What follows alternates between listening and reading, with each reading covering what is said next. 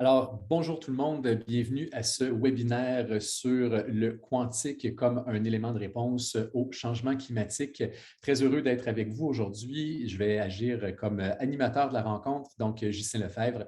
Je suis au développement des partenariats à l'Institut quantique et aussi responsable de la plateforme de calcul quantique et je travaille avec mon collègue Tom qui est à la technique et à la réalisation aujourd'hui sur les différentes initiatives de Curieux Quantique, dont le webinaire d'aujourd'hui. Donc, sans plus tarder, allons rencontrer nos deux invités de la journée. Commençons par Myriam Bellil de Sherbrooke-Innopol. Elle est directrice au service aux entreprises filière technologie propre, également détentrice d'un bac en biologie et d'un MBA. Donc, Myriam, bonjour. Bonjour tous. Et on est également avec Carl Thibault, qui est docteur en physique et coordonnateur du Quantum Fab Lab à l'Institut quantique, également coordonnateur d'entrepreneuriat et programmes scientifiques au sein de l'IQ.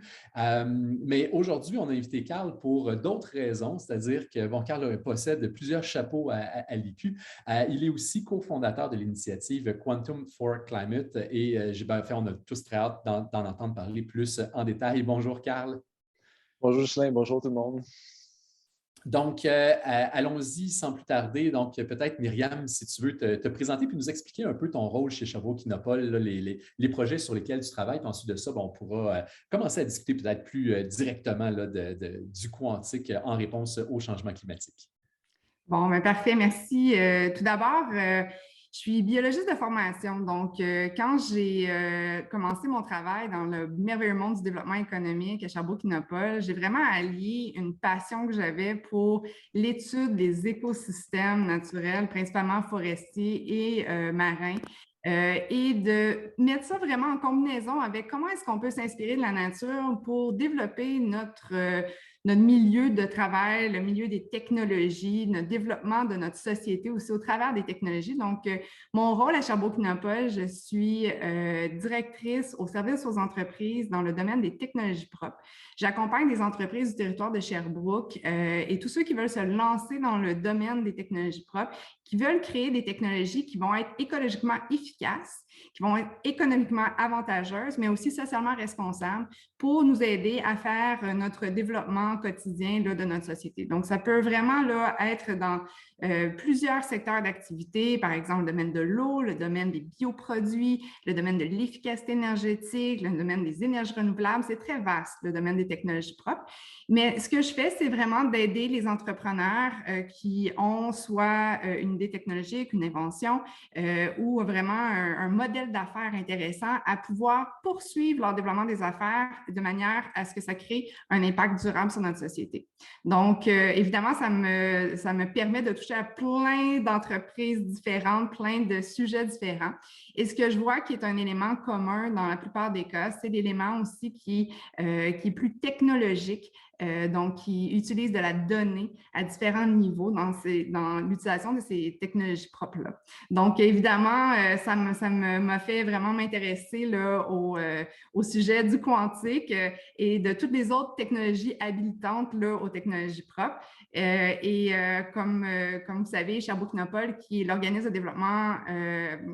développement économique de la ville de Sherbrooke qui opère dans le domaine industriel et de tout ce qui est les entreprises innovantes, on est aussi un membre fondateur de la zone d'innovation Sherbrooke Quantique. Donc, évidemment, ça a été une des première chose que j'ai voulu apprendre, c'est quel est l'impact du quantique sur le climat, sur le développement durable également. Donc, j'ai hâte d'en parler avec vous aujourd'hui.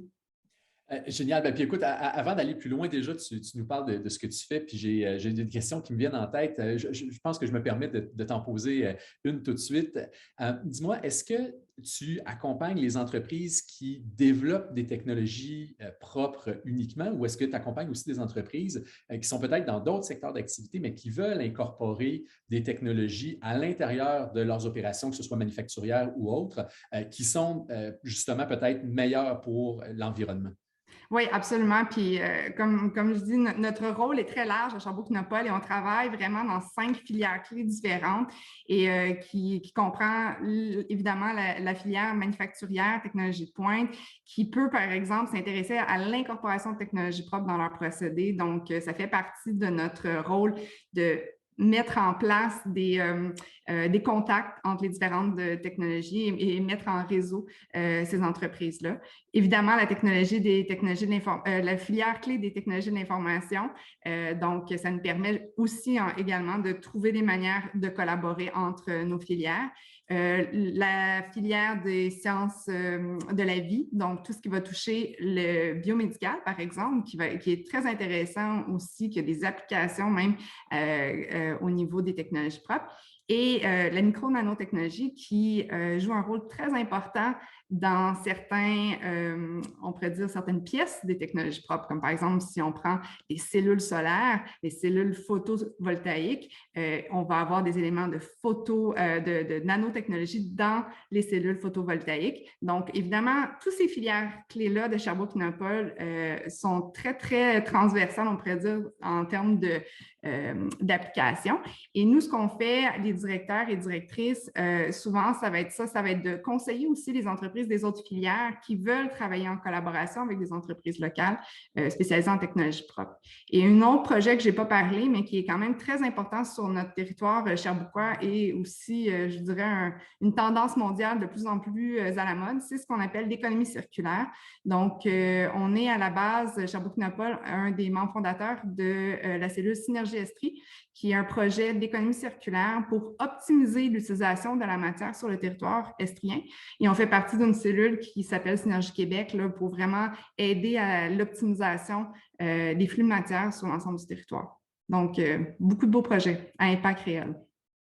Génial, merci beaucoup. Puis je trouve ça toujours trippant de voir qu'aujourd'hui, on est rendu à parler de développement économique et de développement de technologies propres, d'environnement, dans la même phrase, dans la même personne, comme tu es là aujourd'hui pour nous en parler. Puis ça, je trouve qu'on est rendu quand même à un stade vraiment intéressant en termes de développement économique quand on est rendu à allier tout ça ensemble.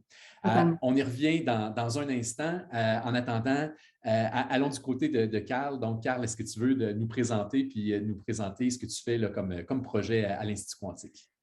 Certainement, oui, bonjour. Donc, je tiens à remercier aussi Myriam d'être là et de discuter de ça avec nous aujourd'hui. C'est vraiment important de justement ne pas rester dans la petite sphère quantique pour jaser de ces points importants-là en changement climatique. Donc, je suis vraiment content que tu sois là avec nous aujourd'hui. Donc, faire une petite histoire courte, lorsque j'étais à la fin de mon doctorat puis que je commençais tout juste là, mon emploi à l'Institut Quantique, je discutais avec un de mes collègues dans ce temps-là, c'était Agustin Di Paolo, qui a plusieurs à l'Institut Quantique qu'on a connu. Puis on était les deux intéressés à se poser la question, qu'est-ce qu'on peut faire pour allier nos compétences en quantique et nos connaissances en quantique avec un problème, un enjeu sociétal qui nous tenait à cœur, qui était les changements climatiques. Puis, on a décidé de fonder une initiative qu'on a appelée Quantum for Climate. Puis, on avait en gros 3 objectifs lorsqu'on a développé ça. Le premier, c'était de sensibiliser la communauté scientifique, surtout en quantique, au potentiel que ce qu'on développe en ce moment a pour réduire le rythme des changements climatiques puis peut-être atténuer leurs effets. Puis, on ne savait pas nécessairement à ce moment-là, quand on a commencé l'initiative, ça allait être quoi qui allait pouvoir réduire le rythme du changement climatique et atténuer ses effets, mais on espérait qu'on allait trouver des endroits où les techno-quantiques, dans un horizon moyen, disons de 10 ans, allaient pouvoir avoir un impact. Le deuxième objectif qu'on s'était donné, c'était de vraiment créer une communauté de recherche à l'intersection des sciences quantiques et climatiques. On s'est basé un peu avec une initiative sur une initiative semblable en intelligence artificielle qui s'appelait Climate Change AI. Puis, eux, ils ont sorti un papier il y a déjà quelques années d'une centaine de pages là, où ils montrent beaucoup d'applications où l'intelligence artificielle pourrait avoir un impact sur les changements climatiques. Sauf que dans leur domaine, lorsqu'ils ont sorti ce papier-là, il y avait déjà plusieurs chercheurs qui avaient des domaines de recherche directement à l'interface entre intelligence artificielle et changement climatique. En quantique, c'était complètement nouveau lorsqu'on a commencé à s'intéresser à ça. Il n'y avait rien, il n'y avait pas de chercheurs qui avaient un groupe de recherche qui faisait ça déjà. Donc, on a vraiment monté une équipe de collègues qu'on connaissait d'un peu partout en Amérique du Nord qui s'intéressaient au changement climatique. C'était un enjeu qui leur tenait à cœur. Puis on a essayé ensemble de trouver où les technologies quantiques pourraient avoir un impact dans un horizon de 5-10 ans, disons, sur les changements climatiques. Puis, on pourra en discuter un peu plus en profondeur là, tantôt, là, mais on a trouvé 4 endroits principaux. Donc, le premier, c'est la simulation de systèmes physiques. Le deuxième, c'est l'optimisation. La troisième, c'est la détection. Puis, le quatrième, c'est l'efficacité énergétique des technologies quantiques. Donc, on aura sûrement la chance là, plus tard de revenir sur ces thèmes-là. Mais chacun de ces thèmes-là, qui sont un peu plus techniques, ont des applications un peu partout dans la société parce qu'il faut comprendre que les changements climatiques, justement, ce n'est pas quelque chose qui est très simple à définir là, puis à en mettre dans une boîte. Ça touche à tous les secteurs de l'économie. Donc, voilà. Puis récemment, on a fait notre premier atelier dont le rapport devrait sortir sous peu. Donc, on a bien hâte de montrer ça à tout le monde. Puis que tout le monde ait accès à ce qui s'est discuté lors de notre atelier. Donc, tu dis qu'il y a eu un atelier dernièrement. Est-ce que tu peux nous dire qui était présent à cet atelier-là? Oui, certainement. Donc, l'objectif de l'atelier, c'était justement, ça allait toucher un de nos 3 objectifs, là, clairement, c'était de montrer aux gens en quantique c'est quoi un petit peu les problèmes qu'ils ont dans certains secteurs. Donc, comment on a organisé l'atelier, c'était vraiment, il y avait 4 experts, donc un expert en énergie, du secteur de l'énergie, un expert du secteur du transport, un expert du secteur de la détection atmosphérique, puis un expert en technologie de l'information qui venait nous discuter à la communauté qui était plus quantique, les participants à l'atelier, de c'est quoi leurs problèmes dans leur secteur qui sont reliés au changement climatique ou en dépenses d'énergie, disons. Puis après ça, où est-ce que les technos peuvent aller. Nous, ensemble, on a discuté de où est-ce que les technos pourraient aller résoudre ces problèmes-là. Donc, c'était vraiment l'objectif de l'atelier. OK. Puis, en parallèle, il y a Tom qui a mis dans l'espace de discussion là, de la rencontre, donc le rapport, vous faites le début là, de votre première publication de l'initiative Quantum for Climate. Donc, beaucoup plus de détails là, que ce qui sera discuté aujourd'hui à l'intérieur de cet article-là. Mais bon, vous allez déjà avoir un bon aperçu. Écoute, Carl, avant de te lancer sur une des 4 voies là, que vous avez identifiées, en fait, j'aimerais ça demander à Myriam laquelle de ces 4 voies-là, en fait, elle aimerait entendre parler pour commencer. C'est-à-dire, ce serait quoi ton plus grand intérêt, Myriam? Donc, Carl nous parlait d'optimisation, de simulation de systèmes physiques. Sinon, c'est détection ou encore efficacité énergétique des ordinateurs quantiques eux-mêmes. Qu'est-ce qui t'intéresse le plus là-dedans? Bien, ça m'intéresse tout. Toutes les voies m'intéressent. Mais commençons, selon moi, par celle qui m'a le plus marquée. En fait, quand je suis venue vous rencontrer à l'Institut quantique, votre groupe, j'ai posé la question justement, tu sais, quel était le parallèle entre le quantique et ce qu'on vivait dans les changements climatiques et tout ça. Et il y a une phrase qui m'a restée en tête et pour moi, ça a été l'élément déclencheur qui m'a fait vraiment approfondir ma connaissance dans ce domaine-là. Vous m'avez parlé que le quantique, c'était la simulation de la nature. Et pour moi, ça, c'est l'élément qui a fait « wow ». Parce qu'on sait, il n'y a pas rien de plus complexe que la nature. La nature évolue depuis, et tous les éléments de la nature évoluent depuis des millénaires. Donc, dans chaque évolution, on parle d'un stress, on parle d'un stimuli qui est capté, qui est analysé et qui fait en sorte que pour que le vivant puisse poursuivre, disons, dans son évolution, il doit s'adapter. Et moi, ce que je trouve vraiment incroyable, c'est que nous, les humains, des fois, on a tendance à vouloir devenir justement ou réinventer la roue, là, ou réinventer ce que la nature a pris des millénaires à développer dans son ensemble. Et ce que j'aime dans l'idée de s'inspirer justement de la nature pour développer des technologies et aussi peut-être même utiliser le quantique pour faire des simulations qui nous permettent de recréer le pouvoir, on pourrait dire, de la nature, c'est qu'on peut vraiment accélérer le processus de développement qu'on a, que ce soit de produits, de carburants, que ce soit de matériaux qui, des fois, on a la réponse sous le nez. Donc, je pense que j'aimerais ça, Carl, que tu approfondisses ce point-là, qui est pour moi le premier élément incroyable là, du quantique. Oui. Donc, Comme tu as dit, en fait, ce qu'on a vu dans les dernières décennies un peu, c'est justement des avancées massives en chimie des matériaux, par exemple, en chimie computationnelle, où on va simuler la nature, en fait, là, des matériaux, des nouveaux fertilisants, par exemple, des batteries, des choses comme ça, sur nos ordinateurs. Mais encore aujourd'hui, même les algorithmes les plus innovants font encore face à une pénurie de puissance de calcul. Donc, les ordinateurs classiques, ils ont de la difficulté avec certains problèmes spécifiques.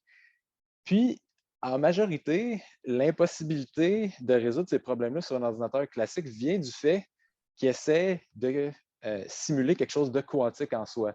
Donc, la mécanique quantique, c'est les lois de la nature d'une certaine façon. Puis, c'est pour ça, en fait, c'est une des premières raisons que Feynman a eu l'idée de l'ordinateur quantique, qui était pour simuler des matériaux qui sont quantiques par nature et que l'ordinateur classique a de la difficulté à simuler. Donc, j'en ai déjà nommé quelques-uns, mais on peut penser aux cellules solaires, par exemple, aux batteries, aux combustibles, aux fertilisants qui utilisent une partie énorme de notre énergie aujourd'hui. Puis c'est vraiment là où la simulation sur les ordinateurs quantiques pourrait venir aider. Et ce qui est intéressant, c'est quand on parle de structures naturelles, par exemple, qui existent déjà, j'ai vu dans mes recherches que l'entreprise Total, l'entreprise française qu'on connaît, là, essaie justement de s'inspirer du quantique pour développer des matériaux qui vont s'inspirer de la structure moléculaire de l'éponge pour capter le CO2. Donc, on est rendu là de vraiment s'inspirer à ce niveau-là pour développer un matériel qui s'inspire des éponges pour faire une nanostructure et aller vers le captage du CO2. Donc, ça, c'est un exemple concret qui se passe présentement. Donc, même si on n'a pas encore d'ordinateur quantique, on peut s'inspirer de ces algorithmes-là pour le faire. Oui, tu as tout à fait raison. Puis ça me fait penser justement aussi, là, tu discutes de quelque chose qui est inspiré, qui est en matériel, mais d'un côté algorithmie ou même code sur un ordinateur, on peut s'inspirer aussi du quantique pour faire des algorithmes qu'on va rouler sur un ordinateur classique, par exemple, mais qui prennent avantage du quantique. Donc, il y a plein de façons d'intégrer le quantique dans ce qu'on fait pour améliorer. Puis, en fait, Carl, je serais curieux de t'entendre peut-être un peu plus sur, parce que là, tu en as nommé plusieurs des éléments quand même assez rapidement. Mais est-ce que tu pourrais nous parler peut-être un peu plus, tu sais, tu parlais de cellules photovoltaïques, dont on parle de batteries solaires ici.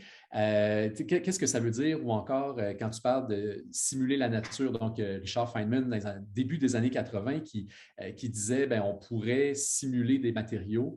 Puis après ça, qu'est-ce que c'est matériaux? Bien là, c'est des matériaux de batterie, c'est des matériaux, des nouveaux composés. En fait, c'est évidemment l'imagination qui est notre seule limite ici. Est-ce que tu peux nous en parler un peu plus, dans le fond, de qu'est-ce que l'ordinateur quantique fait pour justement faciliter? Parce que, bon, OK, il y a des limitations au niveau du classique, mais au-delà de ça, qu'est-ce que ça veut dire? C'est une très bonne question parce que c'est encore un peu incompris, honnêtement.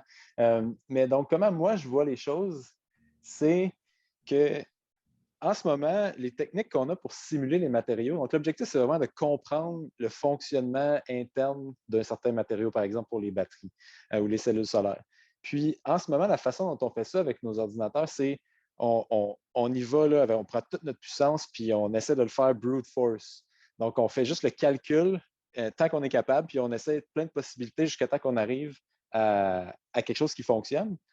Alors qu'avec le quantique, on est vraiment capable d'une certaine façon, utiliser la structure même de l'ordinateur pour simuler quelque chose qui lui ressemble, c'est-à-dire la nature, parce que l'ordinateur lui-même est quantique, comme la nature.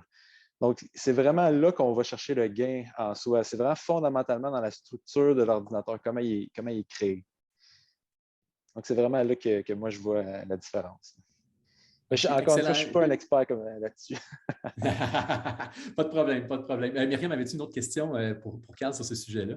Ben, en fait, non, c'est pour faire un peu le pont parce qu'il y a un autre sujet qui m'intéresse énormément puis que Carl a mentionné. Si on prend l'exemple des cellules photovoltaïques, on sait l'énergie renouvelable qui s'inspire le plus de la nature, c'est le photovoltaïque qui représente la photosynthèse des plantes et qui pourrait éventuellement, le soleil, la lumière, il y en a partout, pourrait révolutionner la manière qu'on produit l'énergie au travers du monde. Le problème qu'on voit beaucoup dans le secteur des technologies propres, c'est qu'on doit rendre, je l'ai dit en entrée de jeu, on doit rendre la technologie économiquement viable. On doit la rendre d'une manière à ce qu'elle soit compétitive aux autres types d'énergie, comme des fois, malheureusement, les carburants fossiles, des fois, ça peut être le nucléaire et tout ça.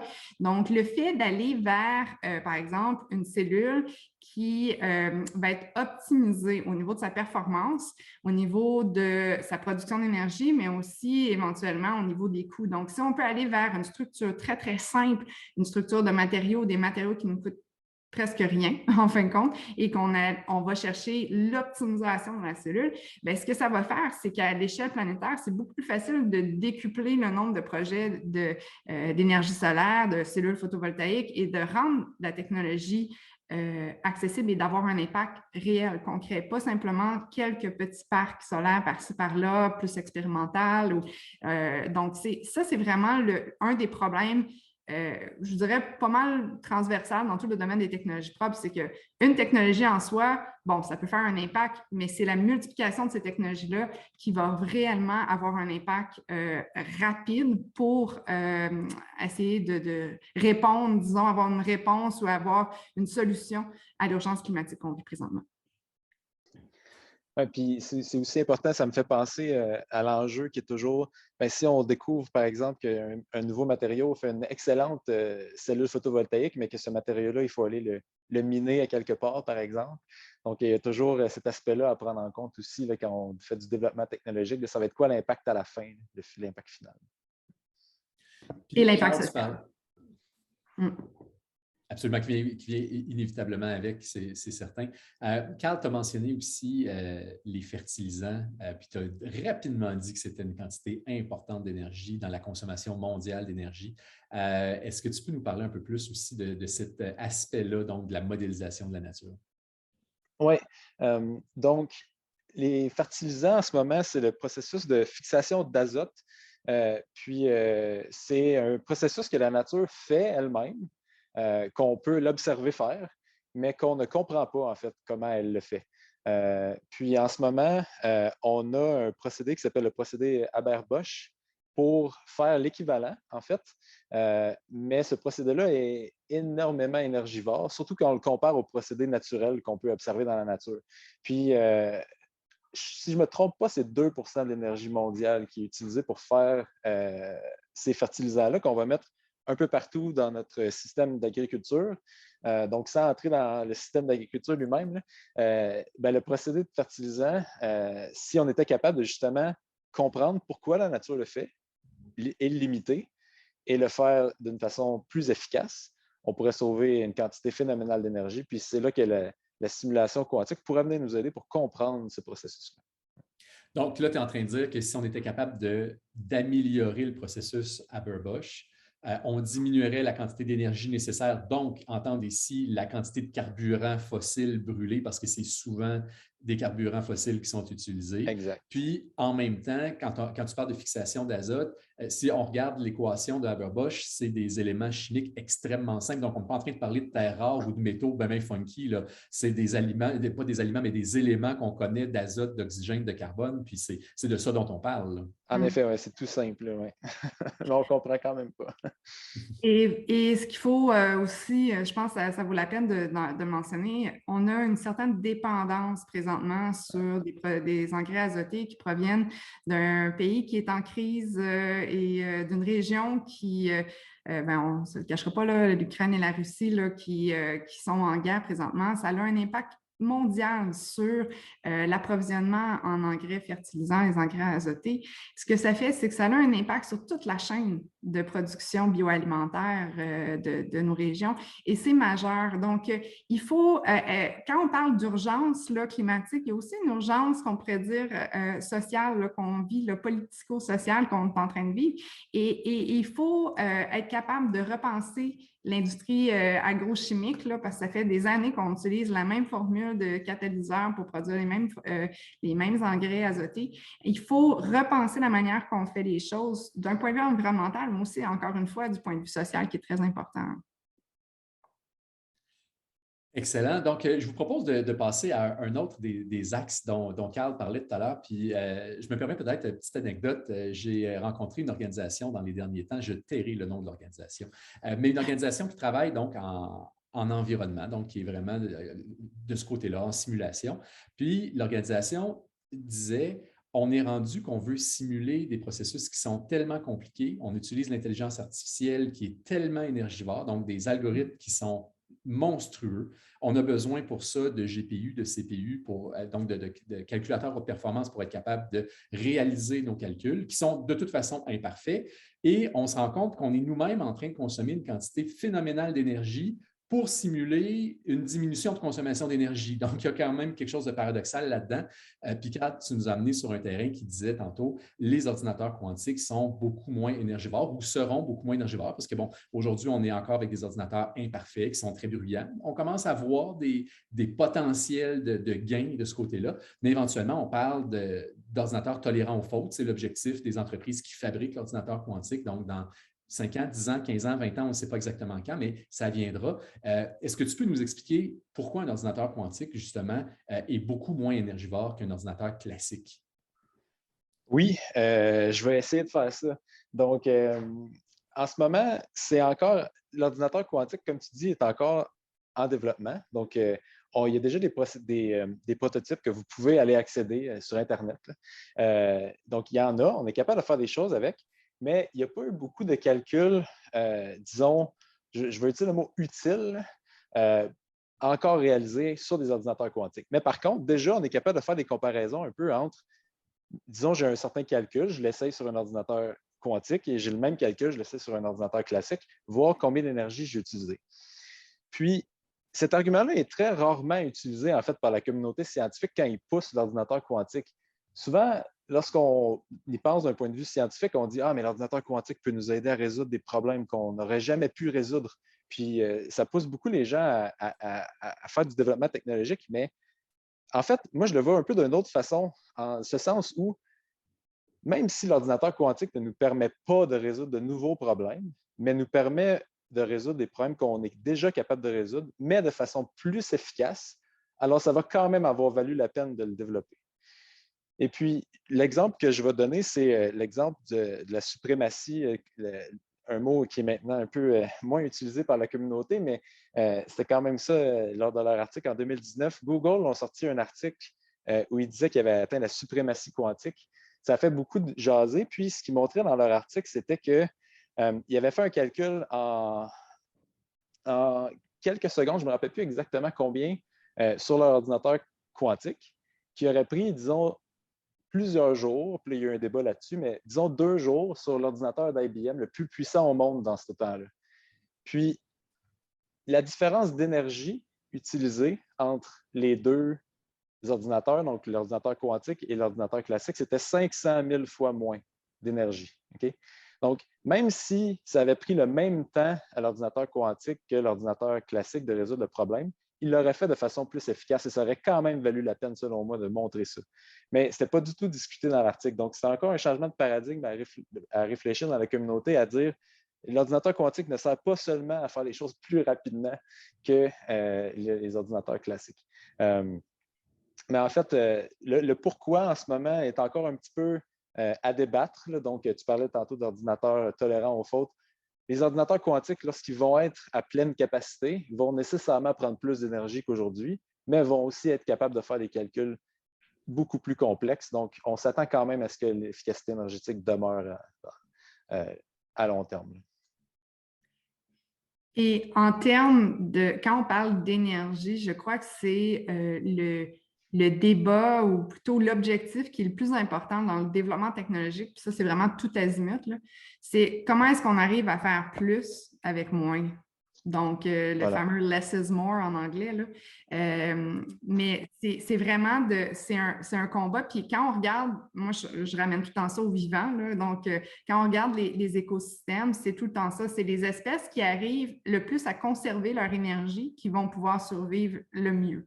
Donc, il y a un regard un peu plus macro qu'on doit porter sur notre société, sur comment on utilise l'énergie, comment, tu sais, des fois, c'est un peu ça aussi, c'est de dire, est-ce qu'on fait plus vite ou est-ce qu'on fait mieux? Donc, si on est dans des calculs prédictifs puis qu'on fait la bonne chose rapidement, ben c'est sûr qu'on va dépenser moins d'énergie sur d'autres choses. Je ne sais pas si vous me suivez, là.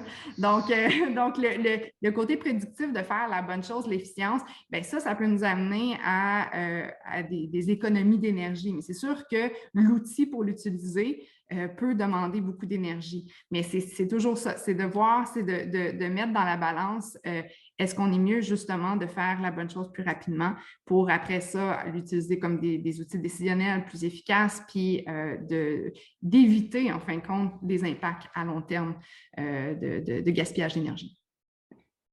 Puis, Carl, dans le fond, je reprendrai ces deux éléments que Myriam vient de nommer pour ma prochaine question à toi. C'est est-ce que l'ordinateur quantique est plus efficace énergétiquement juste parce qu'il est plus rapide ou est-ce que dans son utilisation, il est aussi moins énergivore?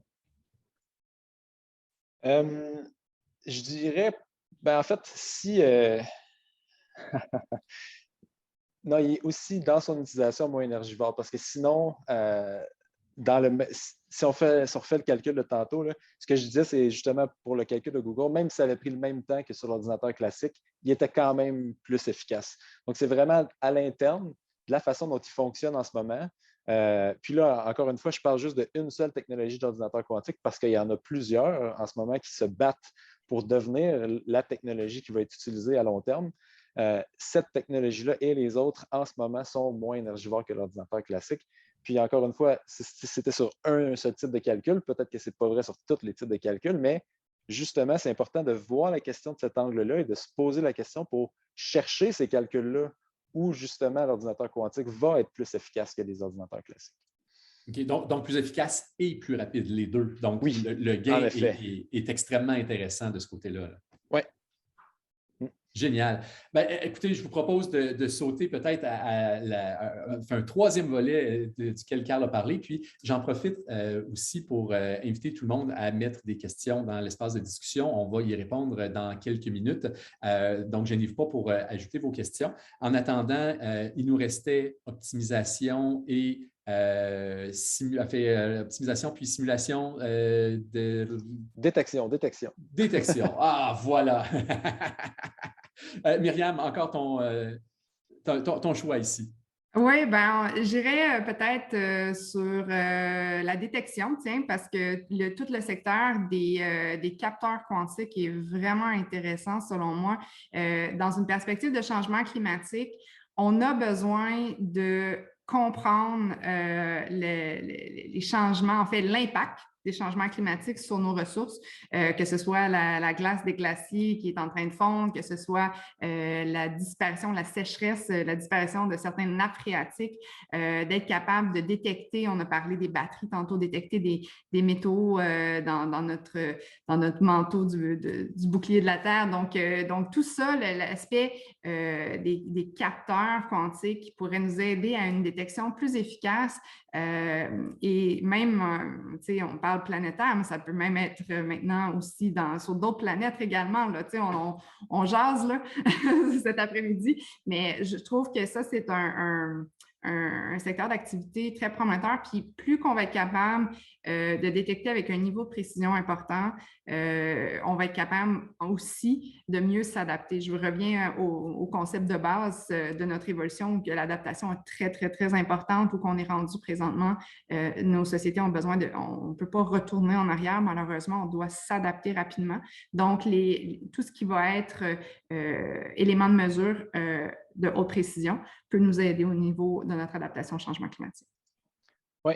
Puis, il y a peut-être un truc que je rajouterais aussi, tu as parlé de mesurer l'impact des changements climatiques. Donc, sur le terrain, le mesurer avec des capteurs plus précis, par exemple. En fait, ce n'est pas vraiment important qu'ils soient quantiques ou pas. Le point, c'est qu'ils sont plus précis, plus sensibles, etc. Donc, c'est ça que le quantique apporte sur les capteurs.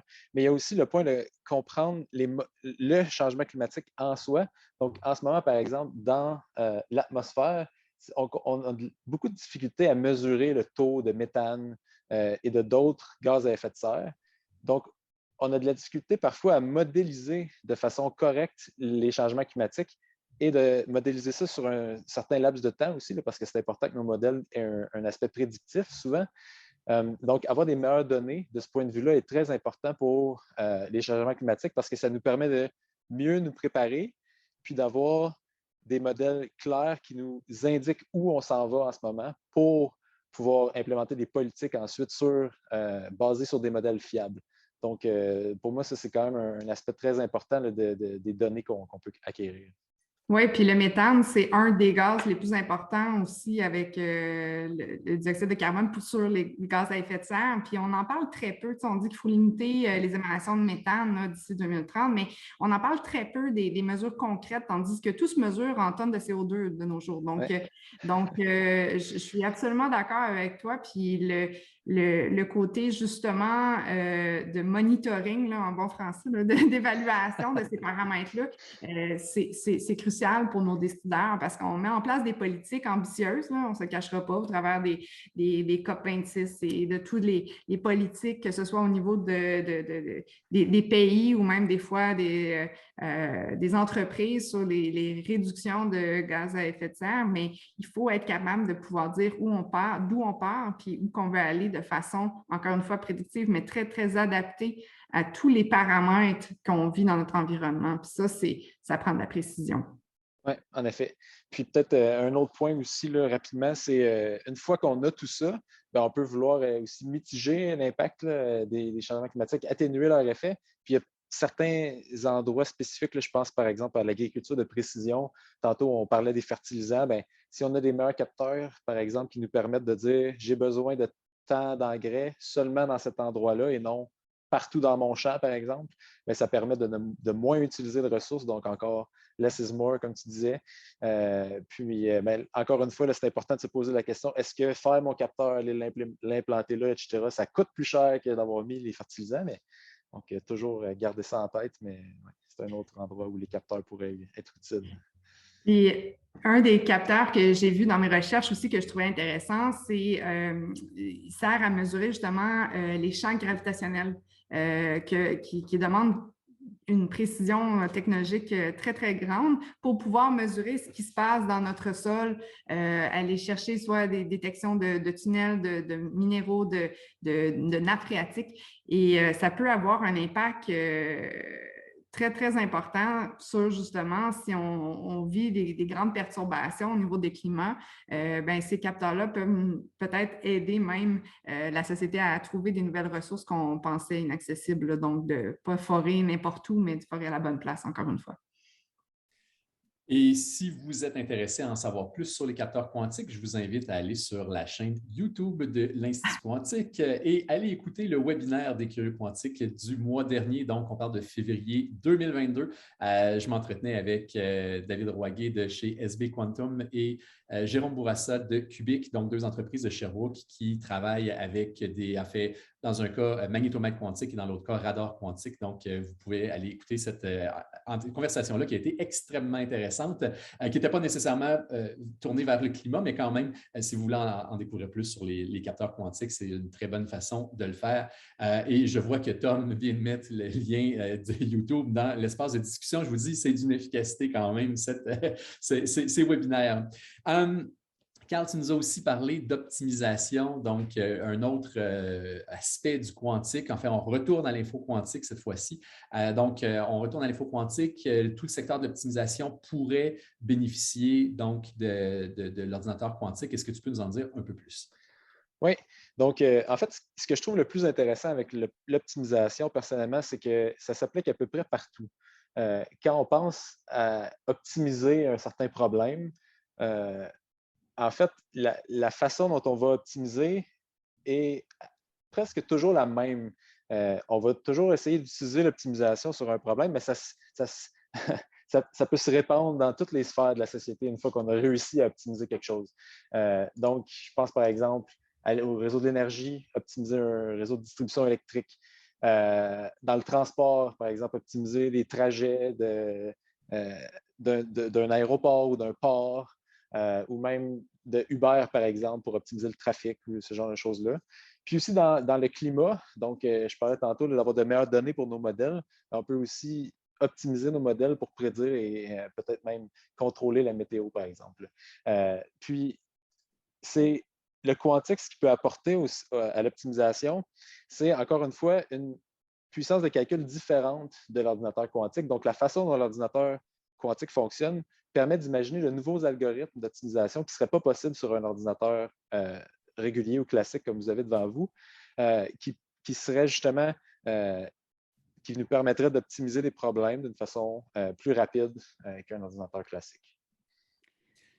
Dans le monde de l'optimisation, on voit déjà l'intelligence artificielle qui est beaucoup positionnée présentement dans ce monde-là, mais qui est très gourmande en données. Et ce qui est difficile quand on vient vers de l'optimisation, par exemple, de multiples paramètres, là, on parle de tellement de paramètres quand on vient, quand on met des paramètres, par exemple, environnementaux, le vent, le taux d'humidité, et des paramètres qui peuvent changer continuellement. Donc, c'est vraiment le taux, on pourrait dire, de difficulté de prédire, en fin de compte, à quel moment les paramètres vont changer sur des éléments comme, par exemple, des navires qui transportent X nombre de poids, qui doivent arriver à un point B dans leur port pour telle heure. Et là, on doit mettre tous ces paramètres-là dans une puissance de calcul qui, oui, l'intelligence artificielle peut aider jusqu'à un certain niveau, mais c'est lorsque la complexité des paramètres vient se mêler à tout ça, c'est là où que l'optimisation quantique peut vraiment être bénéfique, ou du moins s'inspirer de cette optimisation quantique-là. Et c'est la même chose avec tout ce qui va être paramètres. Je pense, par exemple, l'optimisation au niveau d'éviter le gaspillage alimentaire. Donc, qui est un des gros chantiers sur lequel on doit travailler au niveau mondial. On peut optimiser de la production, donc au début de la chaîne jusqu'à l'utilisation et disons, au rejet là, des industries.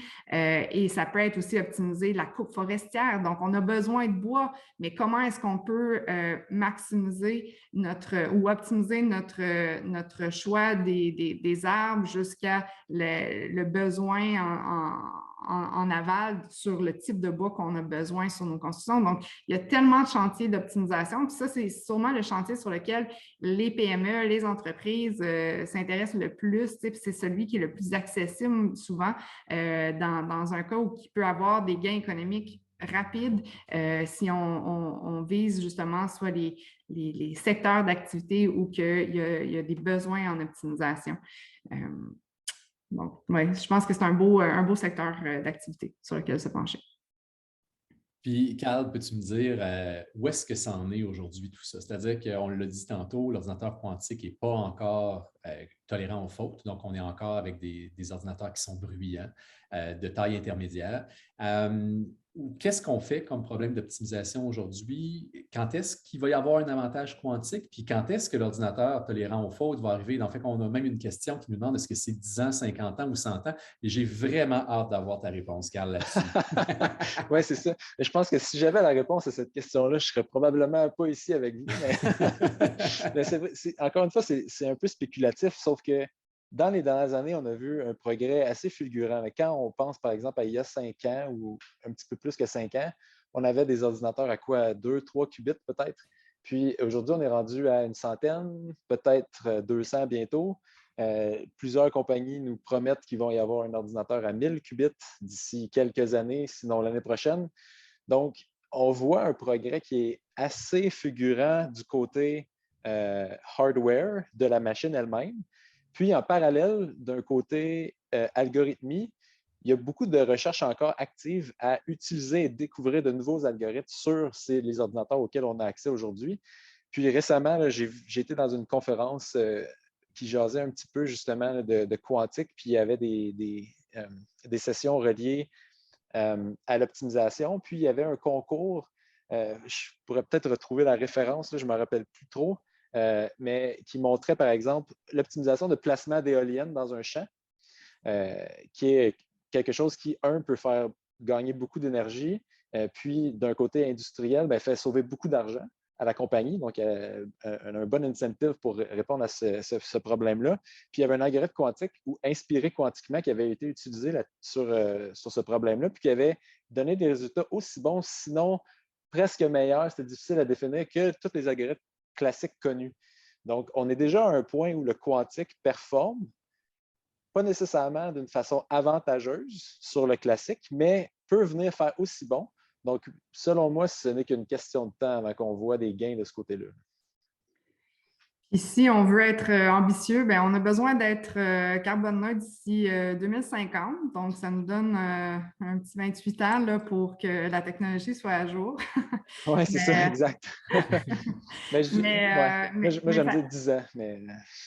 c'est ça. Mais l'idée, en fait, je pense que c'est vraiment de s'inspirer, s'inspirer de la nature, s'inspirer du quantique. Ça, c'est le but de... Déjà, on a franchi une étape importante quand on dit qu'on réfléchit de manière avec des algorithmes quantiques à des enjeux réels là, qui sont présents là, dans notre réalité. Oui. Génial, merci. En fait, les questions commencent à entrer. Je vais continuer de les afficher là, dans l'espace de discussion. On a une question que je trouve vraiment intéressante. On en parle très peu généralement dans ce genre de panel-là. C'est est-ce que vous voyez des désavantages à utiliser l'ordinateur quantique? C'est-à-dire, est-ce que l'ordinateur quantique ou les technologies quantiques, on pourrait même mettre les capteurs là, dans cette histoire-là. Donc, est-ce qu'il y a des effets négatifs sur l'environnement qu'on pourrait voir poindre à l'horizon, donc dans l'utilisation des technologies quantiques? Oui. Je me lance, Myriam, puis n'hésite pas à rajouter. Donc, ça me permet de toucher à un point justement que je trouve important, puis que j'ai essayé de toucher de temps en temps dans la discussion, qui est pour le cycle de vie des technologies. Donc, pour moi, l'important lorsqu'on essaie d'implémenter une nouvelle solution dans le monde réel, c'est de se demander non seulement est-ce que cette solution-là solutionne le problème auquel je veux m'adresser, mais est-ce que dans son ensemble, elle va réduire, disons, l'empreinte carbone de ce processus-là. Donc, je m'explique. Par exemple, un capteur quantique, bien, il faut se poser la question, il va falloir que je le fabrique, ce capteur-là. Donc, ça va prendre des ressources, ça va prendre de l'énergie, fabriquer le capteur, mais l'extraction même des ressources avant ça pour le produire a pris de l'énergie. Puis ensuite, il va falloir que je le place au bon endroit, il va falloir que je l'utilise pendant X nombre d'années, puis à la fin, il va falloir que je m'en débarrasse. Donc, il va falloir que je le jette. Puis tout ça, tous ces éléments-là, donc de la conception à la fabrication, à l'utilisation, à la fin de vie, ont une empreinte. Puis c'est important de prendre ce tout-là en considération lorsqu'on amène une nouvelle solution. Puis, dans le domaine scientifique, on a rarement cette réflexion-là. Moi, ça fait tout récemment là, que j'ai été mis en contact avec ça. D'ailleurs, on a un projet ici à l'Institut quantique là, qui se pose ces questions-là. Donc, s'il y a des gens intéressés, contactez-nous. Mais donc, pour moi, c'est vraiment là où on peut déterminer si c'est avantageux ou pas. Là.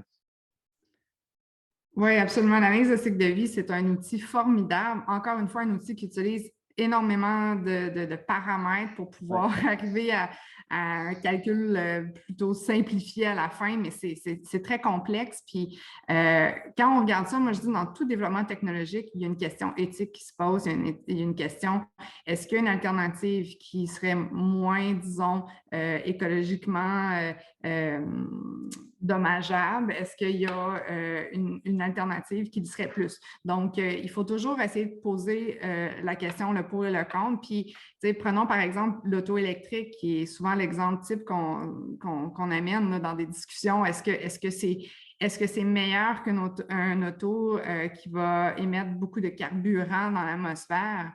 Oui, mais est-ce que quand tu fais l'analyse de cycle de vie, est-ce que tu regardes l'impact de où les métaux proviennent? Est-ce que l'auto électrique est à impact zéro? Non. Donc, l'alternative resterait toujours la marche et même encore là, rester immobile. Mais un moment donné, il faut regarder dans on pourrait dire la temporalité de notre développement en tant que société. Qu'est-ce qu'on a besoin de faire? Qu'est-ce qu'on n'a pas besoin de faire? Ce qui est intéressant, c'est que le quantique, c'est une technologie habilitante pour une innovation qui est très, très, très avancée et qui peut servir toutes sortes de secteurs d'activité. Aujourd'hui, on parle du climat qui est évidemment l'enjeu de l'heure, mais ça peut avoir des impacts réels sur le développement d'un médicament aussi qui va pouvoir sauver des vies plus rapidement. Donc, il y a tellement, il faut toujours mettre faut tout le temps relativiser un peu l'impact de ce qu'on fait. En tant qu'humain, dès qu'on fait un développement, il y a un impact. Par contre, il faut regarder qu'est-ce qu'on peut amoindrir comme impact. Donc, si on focus les applications quantiques où les impacts sont les plus grands, donc quand on parlait de transport, de logistique, on le sait à quel point ça a des émanations très importantes qui pourraient être réduites rapidement, bien, c'est là-dessus qu'il faut focuser et non pas trop à l'échelle micro. Je vais vous amener sur un autre terrain. Carl, on a une question que je trouve vraiment intéressante. En fait, toutes les questions sont intéressantes, mais une qui pique ma curiosité là, dans l'espace de discussion, c'est est-ce qu'on peut simuler des ordinateurs quantiques avec des ordinateurs classiques? Puis j'aurais le goût de poser la question inverse. Est-ce qu'on peut simuler des ordinateurs classiques sur des ordinateurs quantiques? Je vais répondre à la première question. Donc, oui, c'est possible de simuler un ordinateur quantique avec un ordinateur classique. En ce moment, en fait, c'est beaucoup ce qui est utilisé pour vérifier que les calculs qu'on fait sur des ordinateurs classiques réels sont bons, parce qu'on est encore capable. Donc, à un certain point, ça ne sera plus possible, par exemple. Dépasser un certain nombre de qubits, les ordinateurs classiques, pour la même raison que, justement, on disait qu'un ordinateur classique peut faire des choses qu'un ordinateur classique ne peut pas faire, bien, on ne pourra plus les simuler. Mais pour l'instant, c'est encore possible. Puis, pour l'autre question, c'est une bonne question, en fait. Je ne me l'étais jamais posée, j'imagine, Ghislain, mais je n'ai pas la réponse en ce moment. Ah, ben écoute, est-ce que tu veux que je tente quelque chose? Vas-y. OK. Donc, j'ai posé une question dont je connaissais vaguement la réponse. En fait, théoriquement, on est capable de simuler les ordinateurs classiques complètement sur les ordinateurs quantiques. Donc, si on regarde dans la théorie de l'information, on est vraiment capable de dire tout ce qu'on fait classiquement. Quand on aura des ordinateurs tolérants aux fautes, donc pas aujourd'hui, on sera capable de simuler entièrement. L'inverse, effectivement, comme tu le disais, par rapport aux simulateurs classiques qui essaient de représenter comment on utilise les ordinateurs quantiques aujourd'hui. Aujourd'hui, on a des simulateurs de 32 qubits chez IBM, une cinquantaine avec d'autres entreprises. Il y a une limite théorique qui est autour d'une centaine de qubits. Passé 100 qubits, il n'y a pas moyen d'avoir parfaitement une simulation en ordinateur classique qui simulerait un ordinateur quantique. Donc, écoute, désolé pour la question. Pas de problème. Donc, plein de questions qui continuent d'arriver. Écoutez, là, par quel bout commencer ça? Je vous dirais, je ne suis pas sûr qu'on va être capable de se rendre jusqu'au bout de toutes ces questions. C'est génial de voir qu'il y a vraiment beaucoup d'intérêt.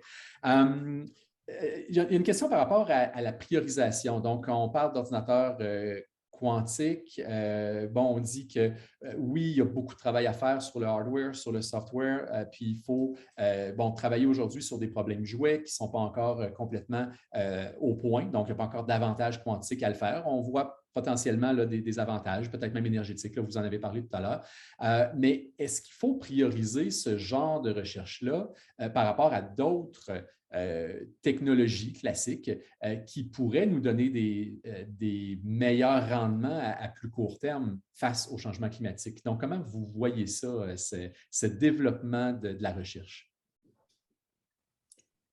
Myriam, veux-tu y aller en premier? Bien, c'est sûr que ce n'est pas mon degré d'expertise, mais de la manière que je vois ça, puis je comprends très bien la question de M. Claveau, parce que c'est toujours, encore une fois, c'est presque philosophique là, comme raisonnement aussi, parce qu'on dit à quel niveau on doit prioriser des fois une technologie qui semble encore avoir une marge d'erreur, qui n'est pas encore prête et tout ça, mais par contre, qui peut nous amener un degré de prédiction d'impact climatique beaucoup plus précis, qui peut nous aider après ça, là je dis nous, mais qui pourrait aider les décideurs à prendre les bonnes décisions. Et c'est tout le temps ça qu'il faut se poser comme question. Je pense que c'est une combinaison. On ne peut pas juste développer du quantique. On ne peut pas juste, par exemple, mettre de l'argent dans des projets concrets, réels d'actualité sur la lutte au changement climatique. Il faut faire les deux. Et ça nous amène, je crois que c'est l'univers merveilleux de la recherche, c'est qu'on doit aller de tous les niveaux. Quand on parle de R&D, ça part de la recherche fondamentale jusqu'au développement vraiment d'applications concrètes. Et il faut être capable de ne pas pas minimiser l'impact que la recherche un peu plus fondamentale, des fois, peut amener sur le développement à un autre niveau, là, à moyen long terme, on pourrait dire. Donc, selon moi, je pense qu'il y a des applications très importantes qui peuvent... on ne sait pas jusqu'où que ça va aller, ces changements climatiques-là, en termes d'impact. Nos décideurs, en 1995, ont pris des décisions avec moins de sentiments d'urgence. Là, de nos jours, on le sent, c'est répandu. Ghislain en parlait en entrée de jeu. C'est même plus une question. On le sait, on est là, on doit faire quelque chose. On ne sait pas quel genre d'impact on va avoir à vivre dans les prochaines années. Et tout notre système économique en dépend, on pourrait dire, des changements climatiques. Donc, si on est capable de faire avancer sur 2 paliers la recherche, la priorisation en termes de financement, par exemple, des initiatives pour le quantique pour le climat, mais aussi, évidemment, sans oublier les technologies réelles qui font un impact aujourd'hui, on peut combiner vraiment, selon moi, une meilleure adaptation à ces changements climatiques-là. Mais ça, c'est ma vision des choses. Oui, mais je suis assez d'accord avec toi, en fait, là, sur ça. Mon opinion personnelle là, sur la question, c'est que si notre société était déjà durable et bien construite, disons, il faudrait absolument se permettre justement une bonne balance, comme tu dis, Myriam, entre la recherche fondamentale et la recherche appliquée. Mon sentiment personnel, c'est que d'ici une dizaine d'années, il va falloir peut-être réorienter un petit peu les choses puis prioriser, disons.